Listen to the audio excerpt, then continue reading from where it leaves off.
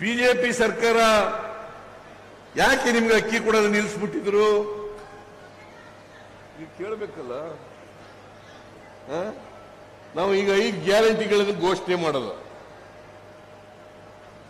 ನರೇಂದ್ರ ಮೋದಿ ಅವರು ಏನ್ ಹೇಳಿದ್ರು ಗೊತ್ತಾ?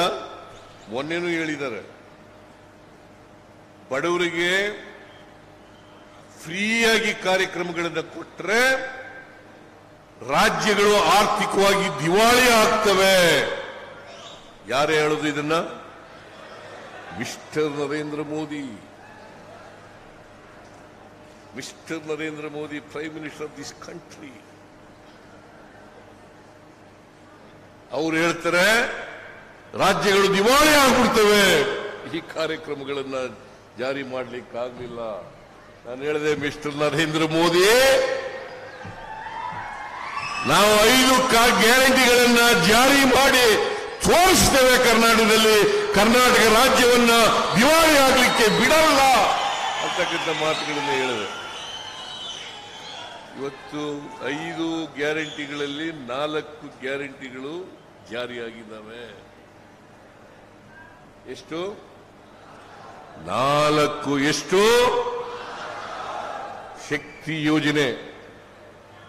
ಎಲ್ಲ ಹೆಣ್ಮಕ್ಳು ಕೂಡ, ಇಲ್ಲಿ ಹೆಣ್ಮಕ್ಳೆಲ್ಲ ಬಹಳ ಜನ ಹೆಣ್ಮಕ್ಳು ಇದ್ದಾರ, ಎಲ್ಲ ಒಟ್ಟೋಗಿದ್ದಾರೆ ಊಟ ಮಾಡಬೇಕು ಅಂತ. ನೀವೆಲ್ಲ ಫ್ರೀಯಾಗಿ ನಮ್ಮ ಸರ್ಕಾರಿ ಬಸ್ನಲ್ಲಿ ತಿರುಗಾಡೋದು, ಫ್ರೀಯಾಗಿ. ಇದು ಜೂನ್ 11ನೇ ತಾರೀಕಿನಿಂದ ಪ್ರಾರಂಭ ಆಯಿತು. ಜೂನ್ 11. ನಿನ್ನೆವರೆಗೆ 53 ಕೋಟಿ ಮಹಿಳೆಯರು, ಎಷ್ಟು?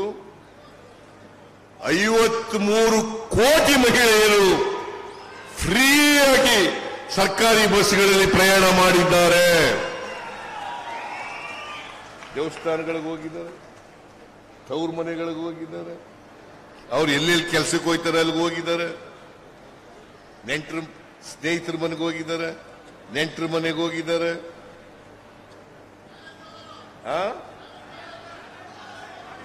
ಏನ್ ಹೇಳ್ತಾರೆ? ಕಾಲೇಜ್ಗೆ ಹೋಗೋ ಹೆಣ್ಣುಮಕ್ಕಳು, ಗಂಡು ಮಕ್ಕಳು ಎಲ್ರಿಗೂ ಫ್ರೀ.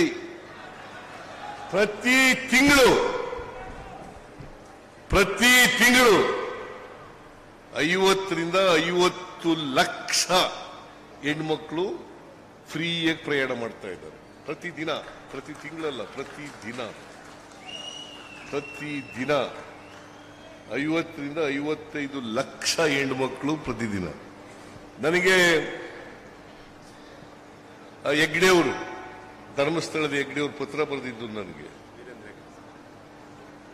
ಏನಂತ ಅಂತಂದ್ರೆ, ನಮ್ಮ ಈ ಕಾರ್ಯಕ್ರಮನ, ಶಕ್ತಿ ಯೋಜನೆ ಕಾರ್ಯಕ್ರಮವನ್ನು ಅಪ್ರಿಶಿಯೇಟ್ ಮಾಡಿ, ಸಿದ್ದರಾಮಯ್ಯನವರೇ, ನೀವು ಶಕ್ತಿ ಯೋಜನೆ ಕಾರ್ಯಕ್ರಮ ಮಾಡಿದ ಮೇಲೆ ನಮ್ಮ ದೇವಸ್ಥಾನಕ್ಕೆ, ಮಂಜುನಾಥೇಶ್ವರ ದೇವಸ್ಥಾನಕ್ಕೆ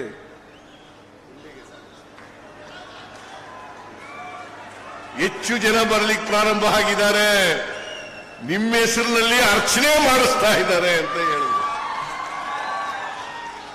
ನಾನು ಹೇಳಿದೆ, ಹೆಗ್ಡೆಯವರೇ, ನನ್ನ ಹೆಸರಿನಲ್ಲಿ ಅರ್ಚನೆ ಮಾಡೋದು ಬೇಡ, ಇಡೀ 7 ಕೋಟಿ ಕನ್ನಡಿಗರ ಪರವಾಗಿ ಅರ್ಚನೆ ಮಾಡಲಿ ಅಂತ ಹೇಳಿದೆ.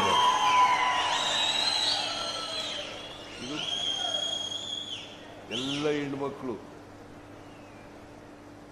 ಜಾತಿ ಧರ್ಮ ಇಲ್ಲ ಇದಕ್ಕೆ, ಎಲ್ಲ ಹೆಣ್ಮಕ್ಳು ಕೂಡ ತಿರುಗಾಡಬಹುದು. ನಾನು ಕೇಳಿದ್ರು ಪ್ರಶ್ನೆ, ಅವರು ನಿಮ್ಮ ಹೆಂಡತಿನೂ ತಿರುಗಾಡಬಹುದಾ ಅಂತ.